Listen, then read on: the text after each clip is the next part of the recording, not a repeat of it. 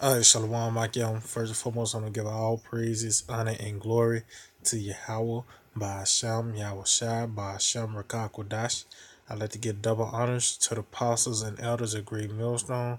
Shalom to the elect, this teacher's word in all true faith and sincerity. And yeah, so today, I just want to pretty much base this lesson off of Matthew chapter 5 and verse 6. And it says, "Blessed are they which do hunger and thirst after righteousness, for they shall be filled." So yeah, it says, "Blessed are they which do hunger and thirst after righteousness." So you go into that word hunger, which I got it up pulled up in the etymology, and it says unease or pain caused by lack of food. Debility says famine, scarcity of food in the place. But this is the definition I want right here. It says from the,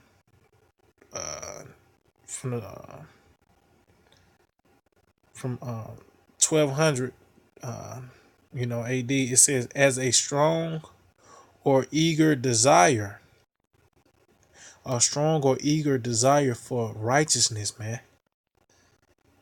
That's what we desiring, and that's why we were so drawn into this word, Matter of fact, let's read this again. I got another precept. This Matthew 5 and 6. "Blessed are they which do hunger and thirst after righteousness, for they shall be filled." See, because we the ones that are only desiring righteousness, man.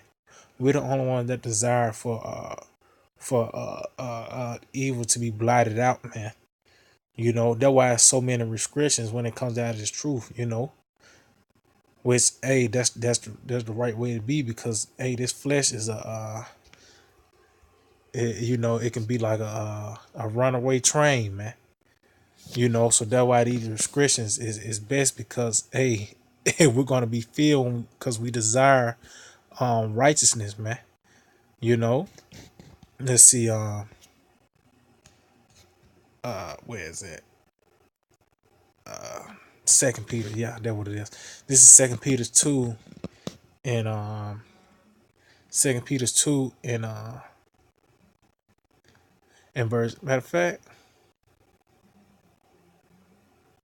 I started verse 5. It says, "And spare not the old world, but save Noah the eighth person, a preacher of righteousness, bringing in the flood upon the world and the ungodly." And what we were doing in the time of Noah, man. The same thing that's going on here in America: eating, drinking, marrying, and getting in marriage. It's all about sex and food here, man. You know, there's nothing here in America that will profit you, man. You know, you got these bundles of sticks running around here freely. You got these women, they got liberty. These Edomites, they don't have chains around their necks. Hey man, this is a filthy place, man. And we the only one that desiring and with thirsting and hungering for righteousness, man, to once again be established upon the earth, man. This is verse 6. "And turning the cities of Sodom and Gomorrah into ashes." See, that's when it happened to America, man. That's when it happened to America. It says, "Condemn them with an overthrow, making them an example unto those that should live, that after should live ungodly." See, it was an example. It was a pretty much this is what I'm gonna do to America on a larger scale. When you make an example, it's not a full blown uh, act, man. It's just like a mouth problem. They show you an example just to get you started. See, America is gonna go out, and it's gonna be like a lake of fire, with those missiles, man. That's that brimstone that's gonna fall in this place, not no damn volcano. But the point is, the city of Sodom and Gomorrah, what were they doing? They were being bundles of sticks, man. Homos, man. You know, and that's why they were made an example. That's what you shouldn't do. That's why I did this, because that you shouldn't be doing this. That's what the Lord. That was an example. But guess what? America is doing it on a whole nother frequency, even in influencing the other nations to be like this, man. It said, and delivered just Lot, vexed with the filthy conversation of the wicked. See, he was vexed. He was, because he's hungering and thirsting for righteousness, man. It says, for that righteous man dwelling among them, and seeing and hearing vex his soul from day to day with their unlawful deeds. See, we got the same spirit of Lot on us, man. The thing is, we're gonna be able to see the discretion of modern day Sodom, man. We're gonna be able to see the discretion. But the point is, we're vets, we're hungry, man. We're thirsting. We're eagerly desiring for righteousness to once again be established on the earth. That's why we want the Lord to come back, man. We want the Lord to come back to deliver us from this wicked place, man. You know, this is Ezekiel chapter 9:4. It said, and the Lord said unto him, go through the midst of the city, through the midst of Jerusalem, and set a mark upon the foreheads of the men that sigh and that cry for all the abominations that be done in the midst thereof. And that mark, it means to be exempt from judgment, man. So, hey, that can't be the same mark in Revelation 13 and 16. You ain't finna be exempt from judgment if you take that mark, you know. But it says why did the Lord told the angel to do that? Because to set that mark upon those men, because they sign and crying for the abominations that's done in the midst, man.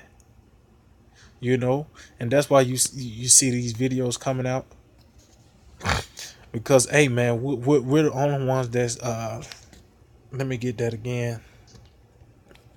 In Matthew's 5 and 6, it says, blessed are they which do hunger and thirst after righteousness, for they shall be filled. And yeah, and obtaining this word that's the first step of it, man. That's the first step, and that's why we're vexed. Matter of fact, let's get that. This is Ecclesiastes 1:17. Matter of fact, let's see. Yeah, in 17 it says, and I gave my heart to know wisdom, and to know madness and folly. I perceive that this also is vexation of spirit. Now, why is that? Because once you know righteousness, man, wickedness is like is vexing, man. Especially when you can't do nothing, man. Only thing we can do is we gotta go day by day, man. You gotta deal with these bundles of sticks, these nigger women, the Edomites, and all this madness and folly that's going on. That's why the scripture also says folly is set in great dignity. It's so vexing, man, because everything here pretty much in America, throughout the whole world, is wickedness, man. It says, for in much wisdom is much grief, and he that increase of knowledge increase of sorrow. So yeah, we know that this place America ain't shit, man, and we still here, and we're in much grief because this place haven't been thrown down yet. You know what I mean? That's why you read the prophets. They ask the Lord how long. They always desiring the end. And what is the end? The end to all wickedness. That's when the matter of fact, I don't want to make it too long. I can just end it off with this, because we're desiring for righteousness to be established, man, and the wicked to be cut off. Wickedness. Is we still gonna have like the other nations to be going off. Yeah, I mean, but just the whole vibration of the earth is gonna be under the vibration of righteousness, man. So this is Second Ezra chapter 4. And matter of fact, let's see. Matter of fact, let's see. Yeah, okay. This is Second Ezra chapter 4. Bear with me, Akim.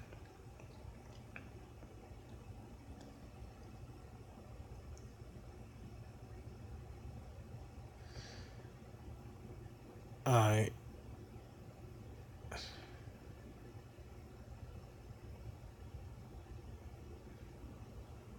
right, okay, yeah, this second Ezra chapter 4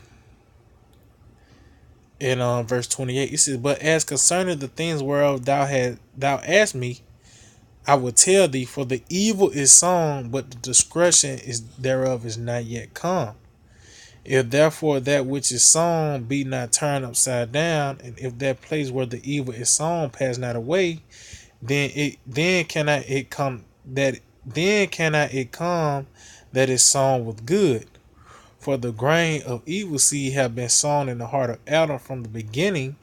How much ungodliness have it brought up until this time? And how much shall it yet bring forth until the time of threshing come?" See, yeah, because even from all the prophets inquire until the other end, man, because that's when the evilness is going to be cut off, man. That's when that evil fruit is going to be plucked up, man. You know, we're the only ones that's hungering for righteousness, man. Everything here is wicked. You know, you even to the simplest, you want to call it the simplest law of wearing mixed fabric, man. You know, and you get you overheat, you get too hot, all that, man. Just everything is wicked, man. And we're the only ones, through the spirit and power, Yahweh Shemel Shai is hungering and thirsting, eagerly desiring for righteousness, man. And it all starts with this word, and it's just just to keep us going, this word, man. But we know it's going to be made manifest throughout the whole world. Everyone is going to have to bow down to this word. Matter of fact, I know I said I'm going to end it off on that. Let's get this in Isaiah 2. And that lets you know those Edomites over there are not the people of the Lord, man. Because this is Isaiah 2 and 2. It said, "And it shall come to pass in the last days that the mount of the Lord Yahweh's house shall be established in the top of the mountains, and shall be exalted above the hills, and all nations shall flow unto it. And many people shall go and say, Come ye, and let us go up to the mountain of the Lord, to the house of Jacob, the power of Jacob, and he will teach us his ways, and we will walk in the paths, in his paths. For out of Zion shall go forth the law and the word of the Lord Yahweh from Jerusalem." And that we're going to be filled then, because we're going to be programmed with with the law, statutes, and commands within us, man. When we get those new bodies, man. See, then we're going to be filled with righteousness, man. Hey, man, we hate fucking going off, man. Hey, even we won't know what we did in our past life. Hey, we want righteousness to once again be established upon the earth, man. And these Edomites and these niggas hate that. When they don't want to hear the scripture that they want to hear, with John 3:16 and all that. Hey, it's not for you to even get it, man. But the point is, we're the only ones that's thirsting and hungering, that eager desire for righteousness, man. And that's one, the main reason why we want the Lord to return, because he's gonna lay this defiled land out, man. It's gonna be laid out, man. It's gonna be a lake of fire, But that's pretty much it. I just hope they will edify and give all praise, honor, and glory to Yahweh by Shemel Shai, by Shem Kakadash, the bonus and parts and elders of the great millstone. Shalom to the latest word and our true faith and sincerity. DTA, Abad Babal.